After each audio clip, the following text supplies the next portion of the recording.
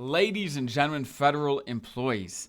I talk to a lot of feds every day, every single day, and there's so many differences between people's preferences and what they want to do in retirement. But one thing is the same with everybody, and that is we all want to save as much in taxes as possible. But one thing I found, especially with feds, it's very rare that people actually know what they can do to save taxes. Today we're talking about the biggest one, the biggest strategies that at least we see exist for federal employees. They all may not make sense for you, and there's other ones that we won't talk about today that may. It just depends, but these are some of the most common that we see.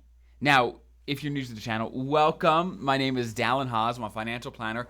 I help feds with all the stuff all the time. Tax planning, with investment planning, with retirement planning, maximizing all your federal benefits. This is the sort of thing we do all day long, and we love it. Let's talk about it. Now, again, like I said, I talk to a lot of feds all the time that are retiring, and across the board, well, I wouldn't say across the board, probably 90% of the time, I hear the same thing. They say, look, I've got a regret. I regret not using the Roth more. Now, if you're not familiar with the Roth TSP, let me give you just a short tutorial. In the TSP, there's two sides. You've got, of course, the Roth side and the traditional side. When you're working, you can choose which side you want to put your contributions into the TSP in, whether traditional or Roth. If you go traditional, you get a tax break today, and then when the money comes out later, it's all taxable. Plus all the growth that happened, it's all taxable. The Roth side is the opposite, where the money you put in, you get no tax deduction today. However, all the growth, everything comes out tax-free in retirement. So as people retire, like, oh man, I wish I had more Roth. Now, when you're working, it doesn't always make sense to use the Roth TSP. There are circumstances where it doesn't make sense anymore. I've got whole videos on when it might make sense and when it doesn't. You can check those out. It's normally called something like Roth TSP versus traditional TSP. You can check those videos out. However, as a general rule, most people want more Roth as a general rule. And if you are retiring, don't fret. We got some options for you right now. So basically, if you're still working, the best way to get money into Roth is simply just contribute into the Roth TSP. If you are retired, there is what they call Roth conversions.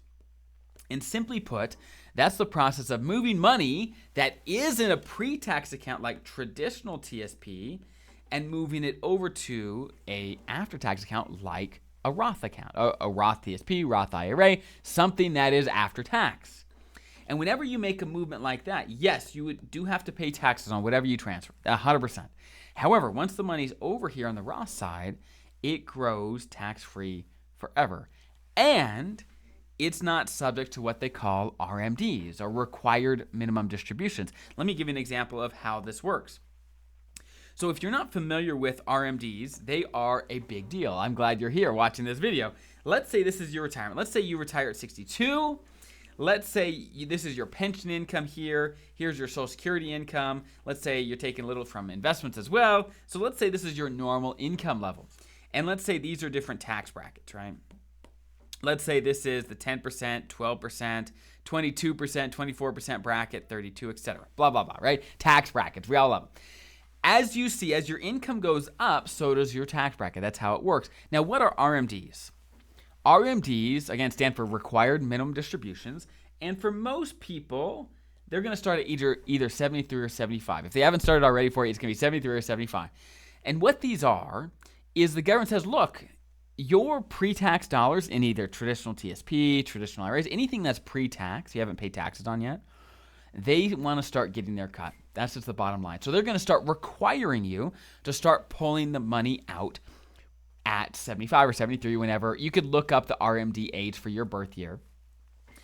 They're going to start requiring you to pull money out, and they require a higher percentage to come out of your account every single year.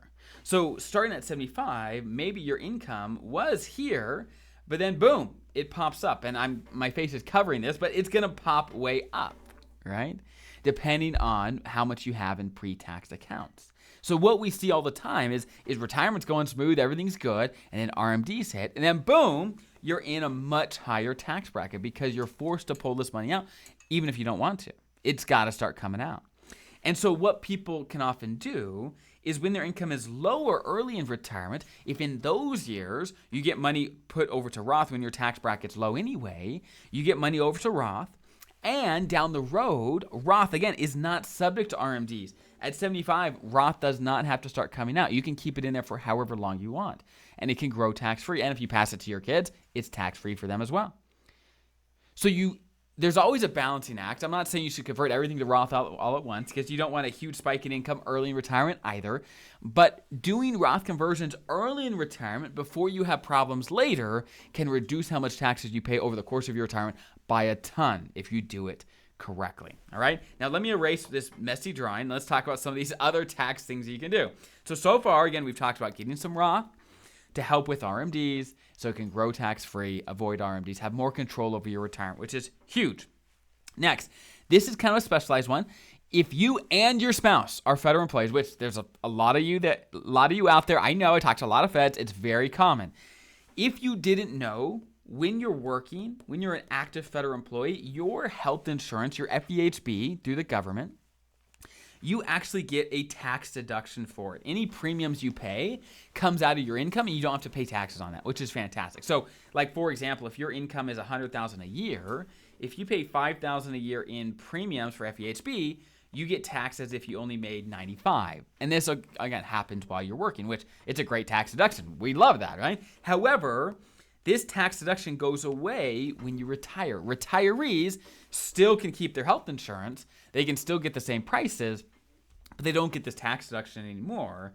And so their taxes go up a little bit in retirement. However, if you and your spouse are feds, and if one of you is going to be working longer than the other, then you can have the spouse that's still working carry you on their health insurance. So for example, let's say one spouse retires today, boom, right? And let's say there's a 5-year gap where one spouse retires today and then the other spouse retires 5 years later. During that 5 years, the spouse still working should be the one to carry the health insurance, and they can put their retiree spouse on their health insurance, do a self plus one or a family plan so that they can take advantage of the tax deduction.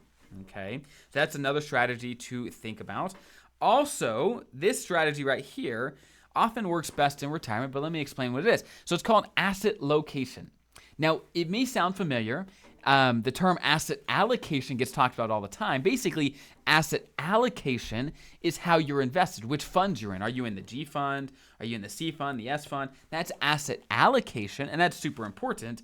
However, asset location is a little different. Let me give you an example. Let's say you have $500,000 in the traditional TSP, okay?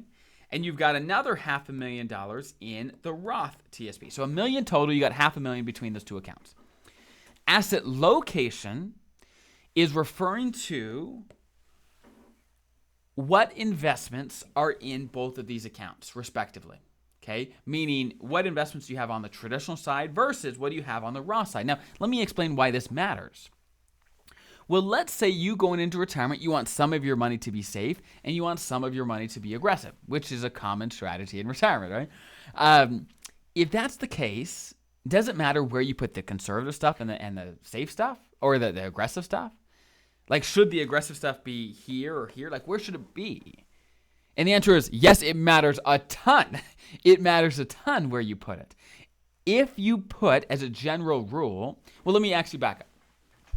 Generally speaking, people want as much growth as possible in their Roth accounts. Their Roth accounts grow tax-free, so any growth we can get in that account, that's where we want it, right? And so, as a general rule, we want to put our growth-oriented investments, like C fund, S fund, I fund, in the Roth side. And our safer stuff, if we're going to have safer stuff, let's put it on the traditional side, where, yeah, there'll be some growth there, but the main growth is going to happen in the Roth. That's where we want it. And over time, just doing that, just picking where your aggressive funds are, makes a massive difference. In this example, we ran the numbers. It's hundreds of thousands of dollars of extra after-tax money you'll have compared to if you did this the other way. And let me actually explain something. So I'm sure someone in the comments is already right now, well, the TSP The TSP doesn't let you do this. The TSP doesn't let you invest the Roth TSP differently than the traditional, and that is true. That is true. However, you can move to an IRA, either a Roth IRA or a traditional IRA, respectively, okay? And in IRAs, you can control it. And again, it makes a difference of hundreds of thousands of dollars in many, many cases, okay? And just how much money you have after tax over time if you have your aggressive money in Roth accounts, okay? So I've got whole videos on asset location. You can check those out if you want to know more. But again, massive, massive difference. And for most feds, because TSP doesn't allow you to differentiate, most feds just don't do this, which is a shame. Because again, hundreds of thousands of dollars difference most of the time when you do this correctly. Next. Get my marker out.